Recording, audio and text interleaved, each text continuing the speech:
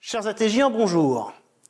Mis en difficulté par son opposition municipale, notre maire Jean-Jacques Grousseau a dû lancer sa campagne prématurément et s'est donc déclaré candidat à sa réélection par le biais d'un document que vous avez sans doute reçu dans vos boîtes aux lettres, que voici. Donc je souhaitais vous donner une petite réaction à chaud sur la lecture de ce document qui est fort intéressant.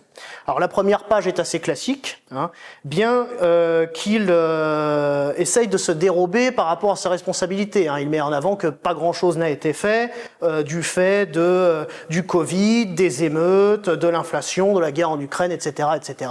Voilà, pour essayer de se défausser sur le peu de réalisations qui ont été faites par ailleurs sur le mandat.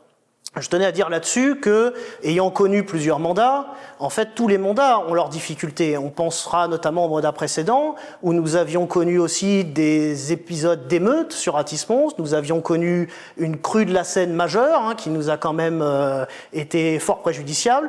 Et nous avions connu aussi un environnement institutionnel mouvant avec le redécoupage des communautés d'agglomération. Nous étions auparavant aux portes de l'Essonne.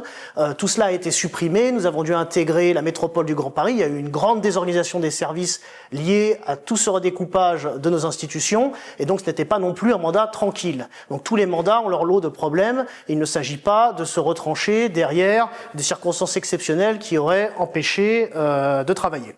Enfin, toutefois, l'intéressant se situe plutôt sur ce verso, où il nous explique, il y a quelques perles dans ses propos, notamment pour un maire proche de vous. Alors il explique qu'à Athis-Mons, en réalité, l'insécurité n'est qu'un sentiment, voilà, ce qui n'est pas vraiment partagé par la population, et il est notable qu'il admire notre capacité à se mobiliser lors d'opérations de propreté citoyenne. Voilà. Donc c'est-à-dire que, vous voyez, on a quand même un budget de 72 millions d'euros sur la ville, 1,5 million en propreté, une taxe foncière énorme à 47-42, mais il compte finalement sur votre action citoyenne pour nettoyer la ville, et non pas sur ce qui devrait être le cas, l'action des services municipaux. Voilà, il parle également d'une équipe renouvelée, pour ne pas dire que beaucoup de membres de son équipe vont l'abandonner.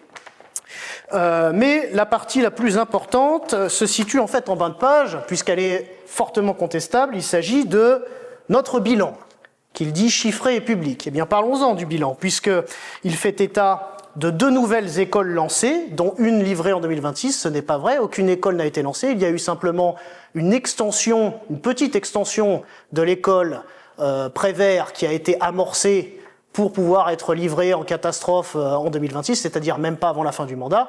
Et l'autre école qui devait tenir place à la Cité de l'Air ne s'est pas faite. Il y a simplement un projet contesté d'une école située sur la RN7 à la Belle Étoile, le pire carrefour de tout Athis-Mons en termes de circulation, et pour un montant énorme de 18 millions d'euros prévisionnels. Mais en tout cas, on n'en est absolument pas au lancement, puisque de toute manière, à ma connaissance, le permis n'est même pas encore déposé. Il parle d'un vrai projet en entrée de ville, c'est pareil, rien n'a émergé encore, si ce n'est des terrains municipaux qui ont été vendus jusqu'à 10 fois en dessous de leur prix. Il parle du parc d'activités Othello d'ADP qui va créer effectivement des emplois sur la ville, mais il est à remarquer que ce projet est un projet d'aéroport de Paris, il n'a pas été porté par la ville d'Athis-Mons. Il est question également du commerce, avec l'installation de nouveaux commerçants de qualité. Ce n'est pas le sentiment de ce que nous ont rapporté les Attégiens sur l'évolution commerciale de la ville. Il est question également de la requalification des quais de Seine, un projet lancé début des travaux en 2026. Pour le moment, rien n'est fait, contrairement aux promesses. Simplement, une étude a été inscrite au budget pour 400 000 euros. Donc c'est encore pour le mandat précédent. En fait, plus généralement, vous le remarquerez, le maire communique sur des projets futurs, du futur mandat. Ce sont de nouvelles promesses, là où il devrait normalement, dans un bilan, montrer l'intégralité des équipements et des choses qui ont été réalisées sur la commune en 6 ans. Mais le bilan est assez fragile.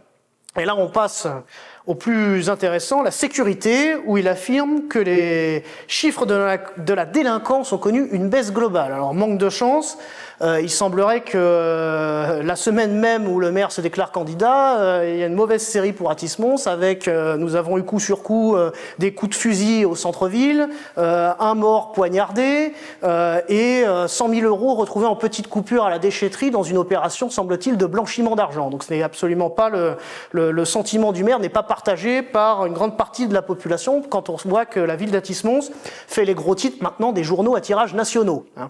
Et enfin, le meilleur pour la fin, c'est en jaune, voilà, impôt, 0% de hausse des taux de la ville depuis 2020. Alors c'est quand même assez fort de café. Alors factuellement c'est vrai, les taux sont restés stables. Néanmoins, comme les bases ont elles beaucoup progressé, eh bien au bilan c'est plus de 15% d'augmentation de la taxe foncière des Attégiens qui a eu lieu sur l'intégralité du mandat, ce qui n'est pas négligeable, alors même que les dotations de l'État ne faisaient qu'augmenter pour la ville.